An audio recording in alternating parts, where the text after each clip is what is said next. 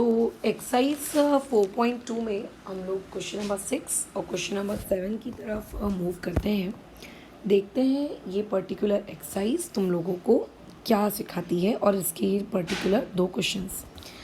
तो पहले question number 6 में आ जाओ। क्वेश्चन नंबर 6 में दिया गया है इफ़ का मतलब होता है, याद रखना, गिवन, ठीक है। और जहाँ से देन शुरू हो जाता है इसका मतलब होता है कि ये वाला पार्ट आपके टू फाइंड के अंतर्गत आता है, राइट। तो यानी कि इस क्वेश्चन में आपको जो गिवन डेटा दिया है वो गिवन डेटा दिया हुआ है कि under root of 0.04 multiply by 0.4 multiply by A equal to होगा 0.4 into 0.04 under root of B के। और आपसे बोल रहा है कि इस कंडीशन को फॉलो करो और इस कंडीशन को फॉलो करते वक्त ए बाई बी की वैल्यू कितनी होगी ये आप पता करिए, ठीक है। अब देखो ये सवाल है बहुत ही ज़्यादा इजी, बट बहुत सारे लोग क्या करते हैं, ये जो उनको कंडीशन दी गई है इस कंडीशन में जो भी वैल्यूज़ उनको दी हुई है, राइट, ये सारी वैल्यूज़ को वो मल्टीप्लाई करने बैठ जाते हैं क्योंकि उनके दिमाग में पहला अप्रोच यही आता है मल्टीप्लिकेशन करो। बट आपको ये अप्रोच नहीं रखनी है, आपको ऐसा कार्य नहीं करना है, डन, ये वाली हरकत नहीं करनी है। तो फिर इसको हम लोग सॉल्व कैसे करेंगे, बताओ क्या स्टेप्स है। सबसे पहले तो एक चीज़ का ध्यान रखना हमेशा कि कभी भी अगर कोई भी क्वेश्चन डेसिमल में दिया है उसका डेसिमल हटाओ, उसको फ्रैक्शन में लेकर आओ। जैसे कैसे हटाते हैं डेसिमल, देखो फिलहाल तो अभी अंडर रूट यहाँ है लेफ़्ट साइड, तो अंडर रूट में लेफ़्ट का लेफ़्ट रहने दो। राइट साइड में जो पार्ट है उसको मैं समझाती हूँ। 0.4 आप पीछे से कितने पॉइंट से आप वो गिनिए, पीछे से मात्र एक नंबर बाद पॉइंट है, मात्र एक नंबर बाद, तो इसको लिखा जाएगा 4/10 ऐसे। मल्टीप्लाई, अब इसको गिनिए पीछे से 1 और 2, मतलब 4 और 0 और उसके बाद आ गया पॉइंट, तो इसे लिखा जाएगा 4/100 और यहाँ पे आ जाएगा अंडर रूट ऑफ बी, ठीक है। यहाँ पे क्या आ जाएगा, अंडर रूट ऑफ बी। वैसे ही सेम काम यहाँ अंडर रूट के अंदर भी करो। जैसे 0.04 है तो इसमें आप गिनिए पीछे से कितने नंबर बाद है, यहाँ से 2 नंबर बाद है और यहाँ से 1 नंबर बाद है, तो इसे क्या लिखोगे 4/100। अच्छा, अब ये जो अंडर रूट है ये इस 100 का भी है, ऐसा नहीं कि सिर्फ 4 का है। और 0.4 को लिखोगे 4/10 और इनटू में ए। अब आगे क्या करें, अब आगे पहले तो लेफ़्ट हैंड साइड में जो अंडर रूट है उस लेफ़्ट हैंड साइड के अंडर रूट को आप सॉल्व करिए। लेफ़्ट हैंड साइड के अंडर रूट को सॉल्व करने का मतलब है 4 का अगर आप स्क्वायर रूट निकालोगे, ठीक है, तो स्क्वायर रूट ऑफ 4 कितना हो जाएगा 2। वैसे ही इस वाले 4 का भी अगर आप स्क्वायर रूट निकालोगे तो ये भी कितना हो जाएगा 2। और इस वाले 100 का अगर स्क्वायर रूट निकालोगे तो ये कितना हो जाएगा 10। तो क्या हो गया, ऊपर में 2 4 है, दोनों 4 का स्क्वायर रूट लिया तो 2 मल्टीप्लाई बाई 2। नीचे में 100 है, 100 का स्क्वायर रूट लिया तो कितना आया 10। अब अंडर रूट में जिनके स्क्वायर रूट नहीं निकल पाए उनको लिखो, जिनके स्क्वायर रूट नहीं निकल पाए। किसका नहीं निकला, ये जो नीचे में एक 10 बच गया है इस बेचारे का स्क्वायर रूट ही नहीं निकला, क्योंकि 10 किसी भी चीज़ का परफेक्ट स्क्वायर रूट नहीं होता। तो ए बच गया और अपॉन में नीचे में 10 बच गया। इक्वल टू में आएगा 4/10, इंटू में आएगा 4/100 और इंटू में आएगा under root of B, done. अब अगर तुम ध्यान दो तो 2 2 जा, ये क्या हो गया 4/10 है ना, ये क्या हो गया 4/10, तो ये 4/10 और ये 4/10 कट गया। तो आपके पास क्या बचा, under root of A upon under root of 10, दोनों को मैंने उनके अलग अलग अंडर रूट दे दिए, ऐसा आप कर सकते हो।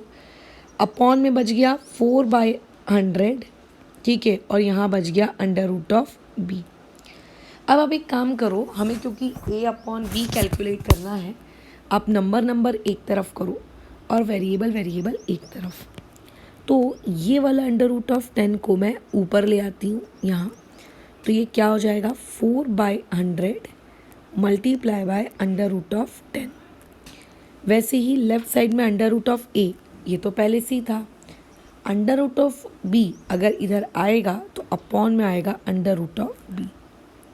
लेकिन हमको तो क्वेश्चन में a बाई बी फाइंड करने को बोला गया था, हमको क्वेश्चन में अंडर रूट के साथ तो सॉल्व करने को बोला ही नहीं था। तो हम लोग क्या करते हैं, both side, left side right side square कर देते हैं।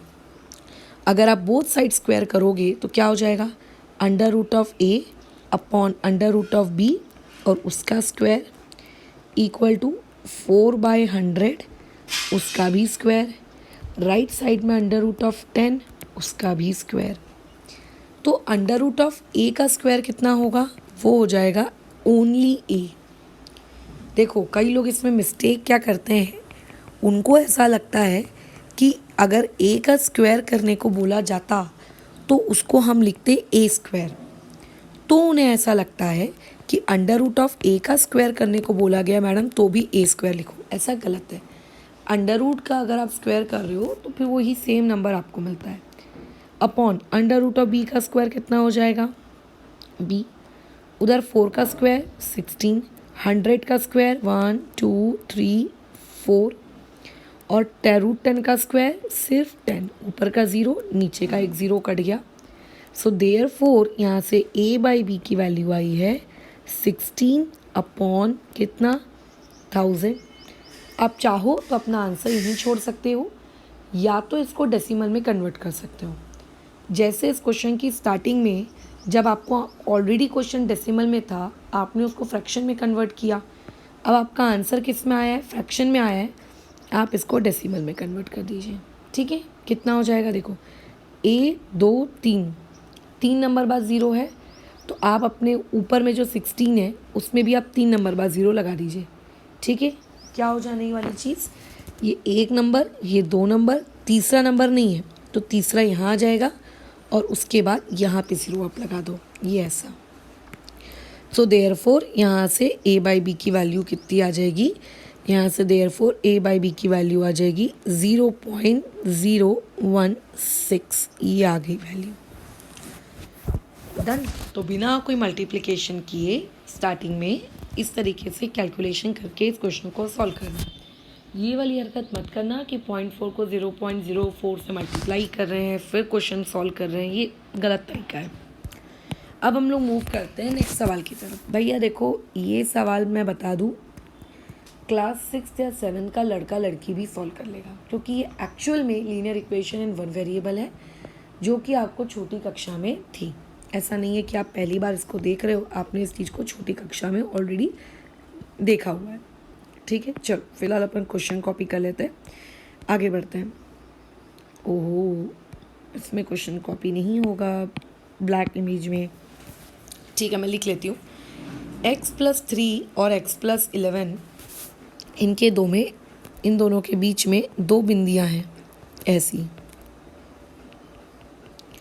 डन। फिर इक्वल टू का साइन है, फिर है x-2 और x+1, तो फिर है x-2 फिर 2 बिंदियाँ और उसके बाद x+1 ऐसे। और आपको बेसिकली क्या करना है, x फाइंड करना है। तो ये जो बिंदियाँ होती हैं, इन बिंदियों का मतलब होता है रेशो अपॉन। ठीक है, इन बिंदियों का मतलब होता है रेशो यानी कि अपॉन। तो इसे कैसे लिखेंगे, इसे लिखेंगे x+3 बिंदियाँ यानी कि अपॉन x+11 इक्वल टू फिर x-2 अपॉन x+1, ये ऐसे लिखा जाता है। ठीक है, अब करो क्रॉस मल्टीप्लिकेशन। ये x+1 ये इससे मल्टीप्लाई होगा तो इसे लिखेंगे कैसे, ये ऐसे, bracket x+3 bracket x+1 equal to, similarly ये जो नीचे वाला है ये इससे मल्टीप्लाई होगा। डन। अच्छा, तो क्या हो जाएगा ये वाली चीज़, ये हो जाएगी x-2 और यहाँ पे x+11। अब आपको नेक्स्ट स्टेप में ब्रैकेट ओपन करना है। ठीक है, अगर कोई ऐसा है जिसे ब्रैकेट ओपन करना नहीं आता है तो मुझको बताए, मैं उसको ब्रैकेट ओपन करना सिखा दूँगी, बट उसमें आपको अपने मुंह से बोलना पड़ेगा, क्योंकि ब्रैकेट ओपन करना 7वीं और 8वीं कक्षा का कार्य है। तो मैंने जब 7वीं 8वीं वालों को जब मैं सिखा रही होंगी तो उसी वक्त तुमको भी सिखा दूँगी कि किस तरीके से ये वाली चीज़ करनी है। डन। ओके, तो अभी मैं ऐसी उम्मीद करती हूँ कि ब्रैकेट ओपन करना तुम्हें आता है। तो ये हो जाएगा आपका एक्स स्क्वायर प्लस कितना आ जाएगा एक्स प्लस कितना आ जाएगा 3x और कितना आ जाएगा 3 इक्वल टू कितना हो जाएगा एक्स स्क्वायर, फिर हो जाएगा प्लस 11x, फिर माइनस 2x और फिर ये माइनस 22। डन। अब देखो इस x के आगे कुछ नहीं है, मतलब 1 है, ऐसा मैं उम्मीद करती हूँ कि इतना आपको समझता है। अब ये लेफ़्ट साइड का एक्स स्क्वायर और ये राइट साइड का एक्स स्क्वायर मैंने काटा। अब कई लोग पूछते हैं मैडम क्यों काटा। देखो अगर इसके आगे अभी कोई साइन नहीं है मतलब प्लस है, अगर मैं इसको वहाँ शिफ्ट करूँगी तो ये वैसे भी माइनस ऑफ एक्स स्क्वायर बनेगा, तो एक्स स्क्वायर और माइनस ऑफ एक्स स्क्वायर ये तो आपका कट ही जाना है ना, इसलिए मैंने पहले ही काट दिया। ठीक है, अच्छा तो अब आगे करते हैं। 1x प्लस 3x ये कितना हो जाएगा, ठीक है, अच्छा 4x हो जाएगा और ये आ जाएगा +3। ठीक है, अच्छा उसके बाद equal to 11x minus 2x ये कितना हो जाएगा, ये हो जाएगा 9x माइनस 22। उसके बाद क्या हो जाएगा, देखो इसके आगे कोई साइन नहीं है मतलब प्लस है, इसको अगर मैं शिफ्ट करूँ लेफ्ट हैंड साइड तो ये हो जाएगा 4x minus 9x equal to वहाँ बचेगा माइनस 22 प्लस 3 वहाँ जाके बनेगा -3। 4x minus 9x minus 5x minus 22 minus 23 minus 25। So यहाँ से x की वैल्यू आएगी -25/5। So therefore x comes out to be कितना, x इक्वल टू 5। ये हो गया क्वेश्चन सॉल्व। ठीक है, देयरफॉर यहाँ पे हम लोग लिख सकते हैं the value of x is, ठीक है, 5। और आई थिंक यही चीज़ हमको क्वेश्चन में पूछी गई है। देखो ऊपर हमें x की वैल्यू फाइंड करनी थी, तो ये 2 सवाल